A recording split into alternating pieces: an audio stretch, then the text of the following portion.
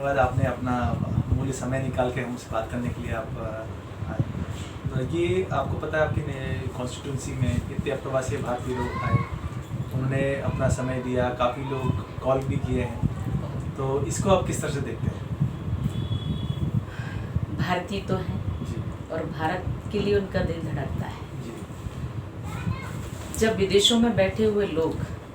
अपने देश की बात करते हैं, अपने देश के बारे में सोचते हैं और अपने देश के लिए करने की इच्छा रखते हैं, और जब वो अपने देश के लिए करते हैं तो मुझे जो अनुभव होता है कि हम जब दूसरी धरती पर बैठ करके अपने देश के लिए जो करते हैं और सोचते हैं, वो हमारे लिए इतना सुखदायी होता है कि जो किसी के द्वारा खरीदा नहीं जा सकता है। और जब हम अपने देश के प्रति कर्तव्यों का निर्वाह करते हैं तो बहुत ही अद्भुत आनंद आता है। जैसे मेरे चुनाव प्रचार में भोपाल में कई देशों के लोग आए और मैं उनको समय नहीं दे पाई कि मैं उनसे बैठ के 10 मिनट चर्चा कर पाती, परंतु वो जिस समर्पण से वहाँ आए थे, जिस उद्देश्य को लेकर के आए थे कि साध्वी जी को जीतना है, और वो गलियों में गए,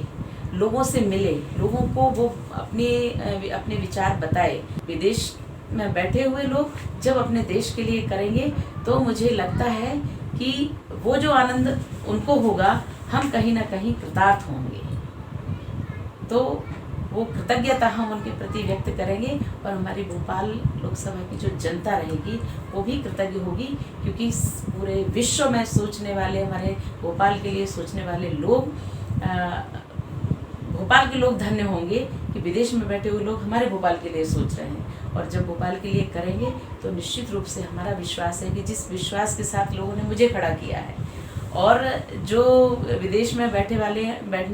हुए लोग, हमारे भारत के लोग, अपने भारत के लोग वहाँ बैठ के अपने लिए कर रहे हैं, वो मेहनत वो करेंगे, दान हमें देते हैं, हमारे लिए अंश मात्र भी अपने लिए विचार करते हैं, तो